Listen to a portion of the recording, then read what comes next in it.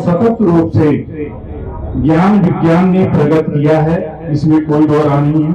मानव जाति द्वारा सर्वप्रथम संवाद की भाषा को जन्म देते हुए परिवार, समाज, न्याय एवं आध्यात्मिक सुख की अभिलाषा की नींव रखी गई। मानव जीवन की कल्पना, संवेदना, करुणा, प्रेम, परोपकार, सृजन, ग्रहण, क्रोध, सुख, दुख, ज्ञान एवं शासन की माला से सुसज्जित एवं सुगंधित ईश्वरीय निर्माण।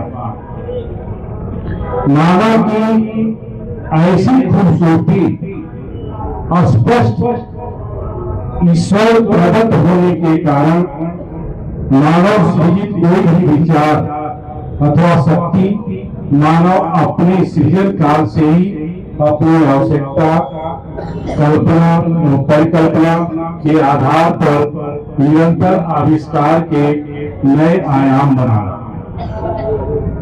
यह सत्य है कि निरंतर गतिशील आविष्कार मानव जीवन में समय समय पर आवश्यकताओं की पूर्ति में सहायक हो सकते हैं, परंतु कोई भी आविष्कार अथवा कृत्रिम बौद्धिकता यानी एआई मानव या मानवीय संवेदना एवं पारलौकिक जीवन को सफल बनाने की आध्यात्मिक भोग को शांत नहीं कर सकता। जहां तक एआई कृत्रिम बौद्धिकता का प्रश्न है, तो जीवन की भौतिक आवश्यकताओं की पूर्ति में आप सहायक हो सकते हैं। जैसा कि अभी भाई साहब बता रहे थे और डॉक्टर साहब ने भी बताया था कि एआई मानव को ओवर डिपेंडेंट बना रहा है, जो हमारे लिए खतरा है। जबकि ध्यान से आत्म जागरूकता बढ़ाया जा सकता है। एआई फिजिकल कार्य को छीन ले रहा है, जबकि भारत की परंपरा जैसे ध्यान, योग ही इंसान की शक्ति को बढ़ाता है। जैसे इम्यूनिटी की बात हो रही थी, तो एआई से तो हम बहुत सारे काम कर ले रहे हैं, लेकिन ध्यान और योग को छोड़ते जा रहे हैं। जब ध्यान और योग को छोड़ेंगे तो इम्यूनिटी एक टैबलेट खाने से थोड़ी आ जाएगी। ध्यान और योग को हम छोड़ रहे हैं, इसको अपनाना होगा। एआई से आध्यात्मिक दूरी बढ़ेगी। एआई को ईश्वर जैसा मान लेने से हमें जो है अच्छा अवसर नहीं मिलेगा। ईश्वर हम उसको मान ले। अभी आपने कहा रहे थे कि एआई को हम गुरु नहीं मान सकते। हमारे जीवन का एक आधार हो सकता है, हमारे सुख वैभव का एक साधन हो सकता है, लेकिन हमारा गुरु नहीं हो सकता। ये सत्य है। इसको आपको इस सत्यता को स्वीकार करना होगा और इसी स्वीकारता के साथ साथ हमको आगे बढ़ना होगा। एआई को गुरु न माने, सिर्फ सहायक समझे, जैसा कि हम लोगों ने भी चर्चा कर रहे थे। एआई एक बहुत तेज रमन नदी की तरह है। अगर सही दिशा में आपने उसको नहीं बहाया या सही मैनेजमेंट नहीं किया, तो पीने का पानी नहीं मिलेगा, सिंचाई का पानी नहीं मिलेगा, बाढ़ जैसी स्थिति आ जाएगी और हमें जन अवधान की बहुत हानि होगी। अगर सही दिशा आपने उससे दे दिया तो हम समझते हैं कि उसमें बहुत सारी चीजें हमें लाभ मिलेगा। पीने का पानी भी मिल सकता है, सिंचाई का भी पानी मिल सकता है। उस पानी का सदुपयोग आप भली भांति आप कर सकते हैं।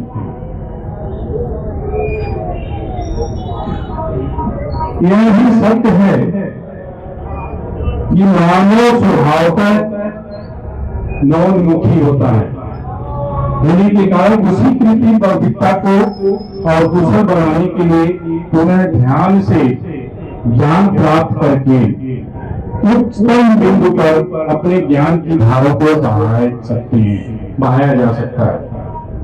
इसे स्पष्ट है कि ज्ञान विज्ञान एक निरंतर और सतत विकास की गतिशील प्रक्रिया है। सिंगल वाले बढ़ जाएगी, बढ़ जाएगा जो आज से अनाज तक चलती रहेगी। परंतु कोई भी ज्ञान विज्ञान आत्मा परमात्मा अध्यात्म संवेदना पारलौकिक सुख का स्थान प्राप्त करने में असक्षम। एक एआई ये नहीं कर सकता। एआई आपको भौतिक सुखों का अंबार लगा देगा, लेकिन आत्मा और परमात्मा अध्यात्म की सुख जो मिलेगा वो नहीं दे सकता। इसलिए ध्यान से ज्ञान और ज्ञान से विज्ञान, मानव जीवन का ये दो आधार है। ज्ञान विज्ञान मानव जीवन में सिद्धांत के माध्यम हो सकते हैं, परंतु ध्यान से ज्ञान आध्यात्मिक ज्ञान और संवेदनाओं पर आधारित है। तो हमें ध्यान से ज्ञान और ज्ञान और विज्ञान दोनों को साथ लेकर चलना होगा। जो वैज्ञानिक पद्धत है, जो एआई है, या जो वैज्ञानिक दृष्टिकोण हम रखते हैं, उसको तो हम साथ लेकर के अपने सुख सुविधाओं के लिए प्रयोग करेंगे। और आध्यात्मिक जो आत्मा है परमात्मा है, इनके जो मिलन है आपके अंदर है, उस चीज को आपको ग्रहण करके हम सबको मिल करके आगे चलना होगा। मैं अंत में पुनः बाबा जी के चरणों में श्रद्धा कोटि कोटि नमन करता हूँ और इसी के साथ अपनी वाणी का विराम देता हूँ। मैं और सभी कार्यकर्ता या जो लोग हैं, लोगों ने आज जो यहाँ को उपस्थित हुए हैं, अच्छा टॉपिक चुने हैं। ये नौजवानों के लिए, शिक्षकों के लिए, हमारे जो स्टूडेंट्स हैं, इनके लिए बहुत उपयोगी सिद्ध होगा। मैं इसी कामना के साथ अपनी वाणी पर विराम देता हूँ। जय श्री राधे राधे। बहुत बहुत धन्यवाद सर, आपने बहुत ही सुंदर बोला और बहुत अच्छा मार्गदर्शन मिला लड़कों को। ये एक मेरा छोटा सा प्रश्न था सर, वो मेरे दिमाग में आ रहा था कि लोक सेवा आयोग के सदस्य होने के नाते आप हमारे देश के सबसे ब्राइटेस्ट माइंड से आपका मिलना होता है, आपका संवाद होता है। यहाँ पे जो एनआईटी के स्टूडेंट बैठे हैं, ये भी they are one of the brightest mind of the nation.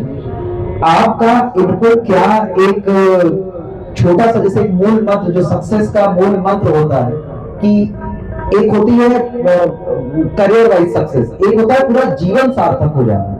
ऐसा एक कोई मूल मंत्र जो आप इनको दे सके, जिनसे कल को ये पलट के पीछे देखें तो लगे कि हाँ, इस मंत्र के आधार पर हमारा जीवन सार्थक हो रहा है। लेकिन मैं छात्रों से यही कहना चाहूंगा कि सबसे पहले तो अपने माता पिता का आदर करें, सुबह सो करके उठें, अपने माता पिता जी का जब चरण स्पर्श करेंगे, उनको आदर सम्मान देंगे, तो मुझे लगता है कि ईश्वर वही मिल जाएगा, प्यार मिलेगा। और जितनी आत्मीयता से, जितनी अंदर घुस करके आप उनको अगर सम्मान देंगे, तो मैं समझता हूँ उतने ही ईश्वर आपको दिखाई देने लगेंगे आपके आँख के साथ। दूसरा कि अपनी दिनचर्या को हड़बड़ न बनाए, एक संतुलित रूप से सोने और जागने की एक सिद्धांत पर रखिए। कब हमें सोना है, कब जागना है, कब पढ़ना है, टाइम मैनेजमेंट, समय का विशेष ध्यान देंगे, समय का विशेष ध्यान देंगे, टाइम मैनेजमेंट करेंगे, तो मैं समझता हूँ कि कोई भी लक्ष्य जो है आप अधूरा नहीं रहेगा और पूरा होते। जो खान पीन है, खाने का जो आहार है, उसका मैनेजमेंट आपको जरूर करना है। आप बहुत सारे चीजें आप निगलते जा रहे हैं, जैसे आप चाउमीन खा रहे हैं, तो फास्ट फूड ले रहे हैं। फास्ट फूड में एक केमिकल पड़ता है, उसका नाम होता है अजीनोमोटो। जो पढ़े लिखे बच्चे साइंस के विद्यार्थी हैं, डॉक्टर साहब हैं, सब समझते हैं अजीनोमोटो का एक फंक्शन होता है, केमिकल कंपोजिशन है, वो एक हमें माइंड को संदेश देता है कि बहुत अच्छा, झूठा बोलने के लिए प्रेरित करता है। जब अजीनोमोटो आपके अंदर बॉडी में जाता है, तो जो सामने वाले को खुश करने के लिए हमको वो संदेश देता है कि तुम झूठ बोलो, हाँ ये सही है। तो जो आप कुछ खाते हैं उसको लगता है बहुत टेस्टी है, तो जब टेस्टी है तो उसका क्रिया प्रतिक्रिया जब अंदर जाता है तो आपके पाकिट से पैसा निकल के चला गया फास्ट फूड में, फिर उसके बाद जब उसकी जो प्रक्रिया आपके पेट के अंदर हुआ तो क्या करता है, अल्सर पैदा करता है, कैंसर पैदा करता है, तमाम परेशानियां पैदा करता है। तो जिसमें आलस आता है, जब आलस आएगा तो आप फिर आलस में न पढ़ने की इच्छा होगी, न सोने की इच्छा होगी, न सामने वाले से पेश करने की इच्छा होगी, बहुत सारी चीजें आपको। तो मैं तो ये कहूँगा कि अपने जीवन को संतुलित करते हुए, कि मैंने आपको बताया कि आहार का मायने में, समय का मायने में, और गुरु दर्शन, माता पिता का जो है सुबह सुबह दर्शन करके चरण स्पर्श करना, आशीर्वाद लेना, बड़ों से आशीर्वाद लेना, अपने घर के बुजुर्गों से आशीर्वाद लेना। अगर ये तीन चीज आप रखेंगे, सही समय पर सोना, सही समय पर जगना, ये आपके जीवन का आधार बनाइए, तो मुझे लगता है बहुत सारी चीजें आप जीवन में प्राप्त करेंगे। और आप जब माँ बाप के शरण में जाएंगे, गुरु के शरण में जाएंगे, तो वही ईश्वर प्राप्त होगा, वही अध्यात्म प्राप्त हो जाएगा। और अध्यात्म और विज्ञान के दोनों को जोड़ करके जब आप चलेंगे, आगे निरंतर आगे बढ़ते रहेंगे और बढ़ते रहेंगे। इसी इच्छा के लिए तो 2 साल का है, बस वो पहुंच जाए। इसी प्रश्न का एक छोटा सा उत्तर अच्छा आपकी परमिशन से मैं भी दे रहा हूँ। बक्सरा एक बहुत पुराना एक ऐसा स्थान है जहाँ से लोग सेलेक्ट होकर निकलते हैं। उसके अंदर कभी कभी मैं भी घुसा करता था, और अभी रिसेंट एक अनुभव इसी से रिलेटेड कि छात्र को कोई ऐसा संदेश दीजिए जिससे कि उसको इस आध्यात्मिक मूल्यों को पता चले। तो हमारे एक स्टूडेंट यथार्थ दीक्षित है, जो कि एमआईटी के ही स्टूडेंट है। मेरे पास 10 ऐसे स्टूडेंट हैं जो आईएएस हैं, और उसमें से 10 मैकेनिकल इंजीनियर के हैं, और उन 10 को यहाँ जितने लोग आए हैं उनसे 20 में जोड़ने का संयोजन तो यहाँ कोई कोऑर्डिनेटर अपने आप रहेगा। लेकिन जो लोग सब अंदर की बात है वो मैं बताना चाहता हूँ। एक बार हम तो सिर्फ बोर्ड में बैठे हुए थे, जब वो टेक्निकल एक्सपर्ट थे बगल में, बीच में चेयरमैन साहब बैठे हुए थे, और एक और एक्सपर्ट आए थे आईआईटी कानपुर के, और 4-5 लोग मिलकर कोई प्रक्रिया निर्धारित कर रहे थे। तो कई छात्र अंदर आते थे और इंटरव्यू देते थे, और उसके बाद फिर डिसीजन होता था, सब लोग अपना अपना कोड देते थे और समरी शीट जमा हो जाती थी। तो एक बार इस पूरी प्रक्रिया से गुजरने के बाद हमने सोचा, अच्छा सिलेक्शन किसका होता होगा, ये तो हम भी नहीं जानते, तो वो भी है, अब वो चेयरमैन साहब जानेंगे। तो बाद में क्या हुआ कि सब प्रक्रियाओं के बाद हमको तो नहीं मालूम कि हमने किसने किसको सिलेक्ट किया, उनको भी नहीं मालूम कि ऊपर बैठे हुए सही हो वैसे। तो छात्रों के पास बाद में चेयरमैन साहब के घर पे एक बार इस पे मूल्यों पर चर्चा हो रही थी। तो हमने कहा सर, मैं तो बहुत समझ पा रहा था, आप बताइए जीवन के लिए, छात्रों के लिए कोई दिशा निर्देश बताइए। बोली देखो क्या होता है ना, भौतिक और आध्यात्मिक मूल्यों का देखते देखते हम लोग को ये पता चल जाता है कि 3 जो सिलेक्ट हुए हैं आईएएस में, 3 जो रिटर्न पास कर चुके हैं, इंटरव्यू तक आ चुके हैं, इसमें किसी एक को लेना है, एक को लेना है। तो सबके मेरिट तो हाई एडेड है, तो एक आया हो उनका जिसका आध्यात्मिक मूल्य दिखता रहता है, वो इन्हीं की बात से मैच करता है कि जो माता पिता को प्रणाम करेगा वो गुरु को भी प्रणाम करेगा, वो अंदर आएगा तो सूर्य को प्रणाम करके रामचरितमानस के मंत्र से आएगा, उसकी ऊर्जा बढ़ती रहेगी, मेरिट तो कॉमन होगी, वही आदमी आईएएस हो जाएगा। इस आदमी को 10 आईएएस के साथ का जो ग्रुप है वो व्हाट्सएप ग्रुप नहीं है, वो अलग अलग छात्र हमारे भगवान की कृपा से उन्हीं मूल्यों को संजो रहे हैं। और उनमें से मैं चाहूंगा कि जितने कोऑर्डिनेटर उनसे सारे नाम ले लें और उनके एक एक सेशन अलग अलग रखें और इन मूल्यों का संयोजन सीखें। आज भी अकेडमी इस शाश्वत भारती के संकल्प को अमूल्य किन चीजों का करना है, मूल्य किस चीज का है, इसको बताने के लिए अगर आधे घंटे भी और लग जाए तो हमारे पास एक संत का आशीर्वाद भी मिलने जा रहा है। क्योंकि आपने कृष्ण मंत्र बोला, गोवर्धन बोला, तो इसका मतलब क्या है, संत भी आएंगे और सब आएंगे क्यों, आशीर्वाद देने के लिए आएंगे। आपको एक अभी ब्रज अकेडमी की पुस्तक का विमोचन होगा जिसमें आपको कुछ आध्यात्मिक मूल्य जो बाबा ने स्वयं लिखा और फिर उसमें कुछ और लेख चंद्रदेव चतुर्वेदी जी के इनके हमारे सब मिलेंगे, वो भी आपको भी दी जाएगी। और धीरे धीरे आप अपने आप का संयोजन करेंगे, फिर आप किसी भी स्तर तक आईएएस होना चाहे, आप अमेजोन में जाना चाहे, फ्लिपकार्ट में जाना चाहे, अपनी फ्लिपकार्ट बनाना चाहे, उस सब के लिए जो संयोजन है वो सिर्फ आध्यात्मिक नैतिक मूल्यों का है। एआई से जोड़ना है। इंटरनेशनल रेटिंग के यूनिवर्सिटीज में एमएस करने वाला भी स्टूडेंट आपके बीच मिलने आएगा और धीरे धीरे आप इसको गंगा जी के इस पवित्र पावन मार्ग पर उसे जोड़ते रहिएगा तो आपको दिखेगा कि निश्चित रूप से आपको इसमें कोई लाभ होगा आने का, और लाभ जब मिलने लगे तो आप उस मूल्यों को और दीजिएगा, अपनी अगली जनरेशन को दीजिएगा, क्योंकि मूल्य तो सतत प्रक्रिया है। मूल्य कभी भी आज तक जीवन में आध्यात्मिक मूल्यों का विवेचन परिवार से ही शुरू होता है, परिवार में ही बड़ा होता है, परिवार में ही देता रहता है और कभी ये खत्म नहीं होता। इसलिए रामचरितमानस, भगवत गीता, श्रीमद् भागवत, ये जो शास्त्र है इसको रखने से ही आध्यात्मिक ऊर्जा बढ़ने लगती है। इसलिए आप सब लोग अभी नवयुवक हैं, कहीं न कहीं से आप इन मूल्यों को पकड़ें और एआई का साथ देते हुए अपने कोर्स करिकुलम में अपने हाईएस्ट अचीवमेंट की तरफ इस तरह से नियोजित कर ले अपने माइंड को कि वो आपका माइंड एआई से बेटर काम करने लगे। धन्यवाद। Thank you sir.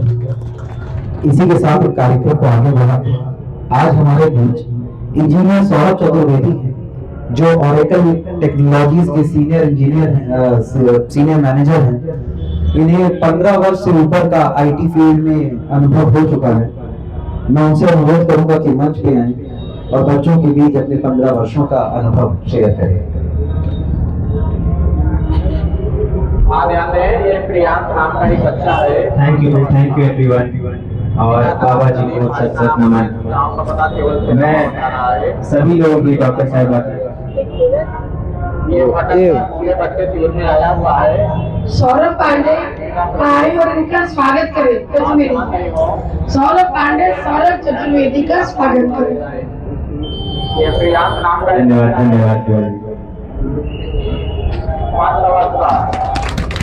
पिता का नाम प्रदीप, भाई का नाम प्रेम, गाँव का पता सिराहा बता रहा है। अभी मेरे छोटे भाई ऋषभ जी ने बोला मैं ऑरेकल में सीनियर मैनेजर हूँ, लेकिन वो एक डेजिग्नेशन है। मैं अभी भी टेक्निकल डेवलपर और टेक्निकल आर्किटेक्ट लेवल के लोगों से जुड़ा रहता हूँ।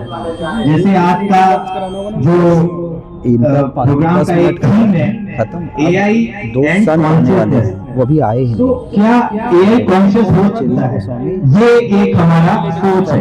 आई थिंक आज एमआईटी के सारे स्टूडेंट्स हैं और डॉक्टर साहब हैं, बहुत शिक्षित लोग हैं। तो मैं अपना कुछ जो छोटी सोच, एक सोच है और कुछ इवेंट्स हैं लाइफ के मैं जो आपके साथ शेयर करना चाहता हूँ। जैसे डॉक्टर साहब ने बोला कि आज जो बच्चे हैं वो सब एआई से जुड़े हुए हैं और फ्यूचर में सबको ये एक माइंड है कि एआई ही दुनिया चलाएगा। राइट, सब कुछ आप डिटेक्ट कर रहे हैं। आप सबको ये सोचना कि हमें इतना ज्यादा से ज्यादा एआई का ज्ञान लेना है, नॉलेज लेनी है, आप कहेंगे हमें इतना ज्यादा हम आगे बढ़ेंगे। So it means AI equal to intelligence, true, but AI is not conscious. वो self aware नहीं है। ठीक है, AI क्या है? बेस क्या है AI का? LLM, right? Large language model, we got large language model. And to SQL conversion, हम chatbot देखते हैं, हम वहाँ पे आप chat कर रहे हैं किसी के साथ। आप कहीं भी आज Amazon की वेबसाइट पे जाइए, Zomato, Flipkart, कहीं भी आप chat करें, वो आप किसी इंसान के साथ chat नहीं कर रहे हैं, आप AI के साथ chat कर रहे हैं। तो वो एआई का बैकएंड क्या है? नेचुरल लैंग्वेज को क्वेरी लैंग्वेज में बदलना, NL to SQL conversion, right, and LLM, large language model. तो ये सब तो आज इजाद हुआ है, कुछ सालों पहले, 5 साल, 10 साल, 15 साल में भी। लेकिन आप खुद सोचिए, एक छोटा बच्चा है 1 साल का या 6 महीने का, उसकी कोई लैंग्वेज है? कोई लैंग्वेज नहीं, लेकिन उसके माता पिता फिर भी वो समझ लेते हैं। 2 साल का बच्चा है, वो तुरंती भाषा में बोलता है। क्या एआई से आप रिकॉर्ड करके गूगल लेंस खोलिए, रिकॉर्ड करिए, आप डालिए, क्या वो गूगल बता पाएगा वो बच्चा क्या बोल रहा है? वो नहीं बता पाएगा। ठीक है, लेकिन माता पिता बता लेंगे। क्यों? क्योंकि या कोई भी इंसान, माता पिता या कोई भी इंसान जो इमोशनली कनेक्टेड है उस बच्चे से, वो बता लेगा। क्यों? क्योंकि उसके अंदर का जो चेतना है, जो विवेक है, वो कॉन्शियस है, वो इमोशंस है। कोई एआई इसको नहीं बता सकता। तो मैं तो कहता हूँ this is non language model, और वही बाबा जी का लैंग्वेज था, नॉन लैंग्वेज मॉडल। जैसे कुछ इंसिडेंट्स का आई थिंक भैया ने बताया, कुछ इन्होंने बताया, उनको कुत्ता काट लिया था, कुछ बताया ट्रेन लेट। इसका कोई लैंग्वेज है? क्या कोई एआई के थ्रू ये पैटर्न डिटेक्ट कर सकता है?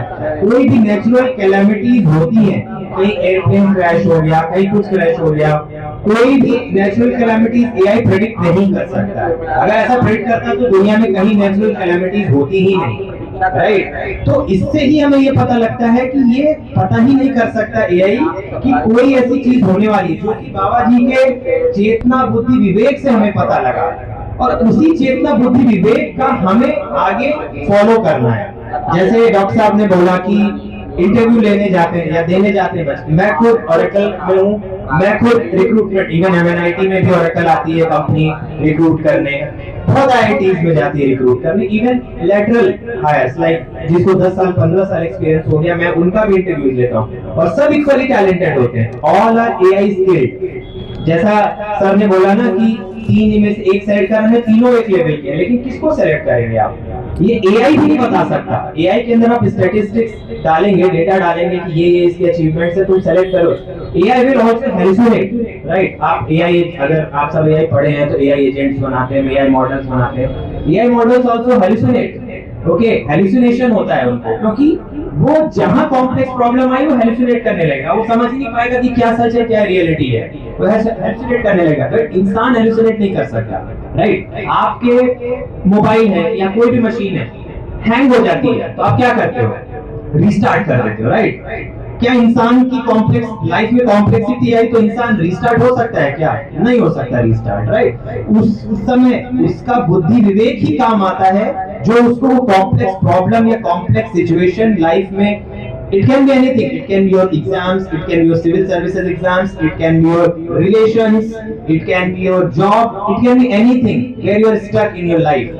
You cannot restart. आप ऐसा नहीं कर सकते ना कि यार रिस्टार्ट कर दो प्रॉब्लम सॉल्व हो जाएगी, like mobile, laptop and any other gadgets. उस समय हमें अपना बुद्धि विवेक ही काम आता है, करेक्ट। और वो बुद्धि विवेक चेतना हमें बचपन से ही मिलती है। जैसे सर ने बोला कि हमें उठ के सुबह पैर छूना चाहिए, मैं खुद टेक्निकल आर्किटेक्ट हूँ, मैं खुद एआई एजेंट्स बनाता हूँ, मैं खुद आज भी ओरेकल में जितने भी ऑटोमेशन हो रहे हैं, आप सब लोग जानते होंगे, Oracle is now AI company, right, like Nvidia, Amazon, Microsoft, anyone. मैं खुद एआई एजेंट्स, एआई बॉट्स बना रहा हूँ, आधे से ज्यादा सिस्टम ऑटोमेट हो चुके हैं। I am also supporter of AI, but मेरा बच्चा अभी 4 साल का है, मैं उसको भी बोलता हूँ कि तुम पैर छुओ, घर में सबके पैर छुओ, कहीं जाता है। आजकल के देखिए बच्चे पैर नहीं छूते, छोटे बच्चों की बात कर रहा हूँ, और पेरेंट्स भी नहीं ज्यादा उनको प्रेशर देते हैं, अरे नहीं छोड़ो, बच्चा है छोड़ो। लेकिन नहीं, मैं ये चीज सिखाता हूँ, बिकॉज वही चीज है जो उसको आगे जाके उसके अंदर का बुद्धि विवेक चेतना आगे बढ़ाएगी। अब कोई भी हो, 2 साल का बच्चा हो, 3 साल का बच्चा हो, सब लोग कहते हैं ये मंदिर है, प्रणाम करो, राम जी हैं, ये सीता जी हैं, ये कृष्ण भगवान है। बच्चे को सब लोग मंदिर के सामने सर झुकाते हैं, प्रणाम। बट कोई भी अपने बच्चे को आज ये नहीं बताता कि ये कौन है, क्या है।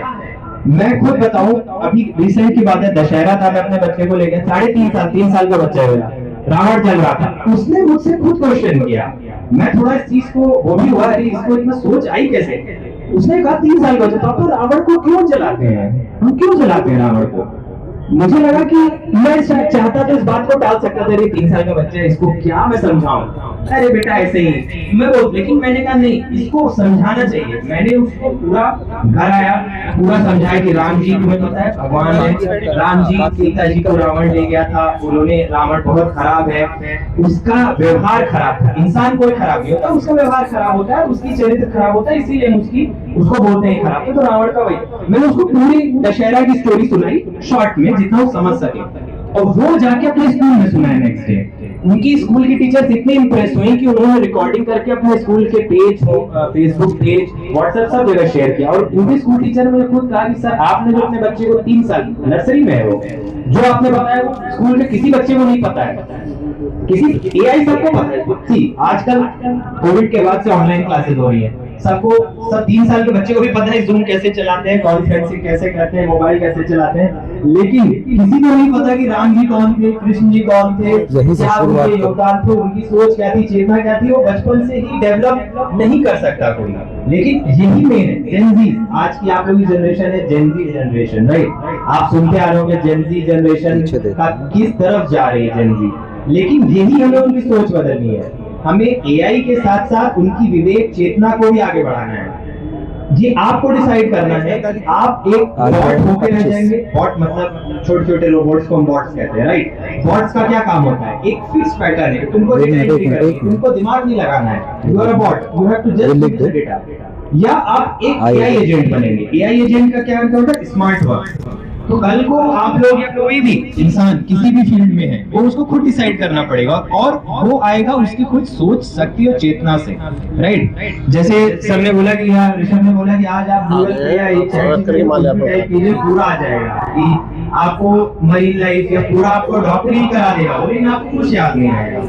वैसे ही आप लोग जब भी अपने पढ़ाई लिखाई या जो भी कर रहे हैं, आप लोग मिनिमल यूज करिए शुरुआत में। कोई आपको असाइनमेंट दिए जा रहे हैं, तुरंत जाके गूगल पे टाइप करके मत करिए कि हम देखते हैं ये असाइनमेंट दिया, गूगल क्या बताता है, मैं कॉपी करके दे देता हूँ, तो याद नहीं रहेगा। ठीक है, पहले सोचिए, सोच के खुद लिखिए, उसको लास्ट में रिफर्बिश करने के लिए या लास्ट में आप उसमें कुछ एक्स्ट्रा होता है ना डालना चाहते हैं, तब आप एआई का यूज करिए। इसको थोड़ा सा मुझे कुछ और होता है ना कि थोड़ा मसाजिंग कर लो, थोड़ा एक्स्ट्रा कुछ डाल दो, लेकिन वो सोच और जो थिंकिंग है वो आपकी होनी चाहिए। ठीक है, लाइक हम क्या बोलते हैं कि machines are getting smarter and humans are getting dumber. तो ये जो चीज है ये एक फॉलो होता जा रहा है पैटर्न, उससे हमें निकलना है, राइट। तो बस आजकल की जो जनरेशन है, मैं उससे यही कहना चाहता हूँ कि आप लोग आज इन तरह के इवेंट्स या कोई भी, जैसे सर ने बताया आपके कम्युनिटीज में भी इवेंट्स होते हैं, या आप कहीं भी सोचिए, think is something which can take you higher. कोई भी आप जगह जाते हैं, आप वहां के 2-4 पॉइंट्स को सोचिए, क्योंकि कल को आप किसी कंपनी में इंटरव्यू देंगे या आप कहीं किसी कंपनी में जाएंगे, तो आपके कंपटीशन मशीन्स के साथ है। मशीन्स से ज्यादा आप स्मार्ट नहीं हो सकते हैं, राइट। लेकिन आपकी जो कॉन्शियसनेस है वो मशीन से ज्यादा स्मार्ट हो सकती है। तो वो चीज मेन है, आप कितने अच्छे से अपनी कॉन्शियसनेस बढ़ा सकते हैं। ठीक है,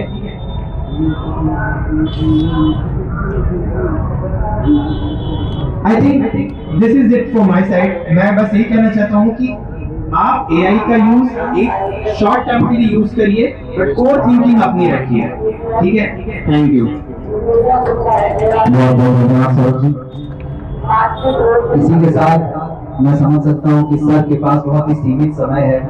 सर ने सीमित समय में अपने जितने भी अनुभव हमारे साथ साझा किए, उसके लिए मैं सर का तहे दिल से धन्यवाद करता हूँ। हमें बहुत बहुत कृतज्ञता महसूस हुई कि सर आप हमारे बीच आए और आपने यहाँ पे बच्चों को अपने अनुभवों से एक मार्गदर्शन दिया। जैसा कि सर ने बताया, सही खाना बहुत जरूरी है। हमने कल क्या खाया था, क्या आपको याद है कि कल रात में आपने क्या खाया? मेरी याद होगा। परसों क्या खाया? नरसों क्या खाया?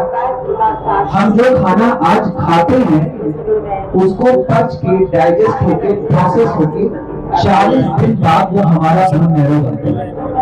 ऋषभ चतुर्वेदी। हमारा माइंड, हमारी बॉडी हमने 40 दिन पहले क्या खाया था वो तक याद रखती है।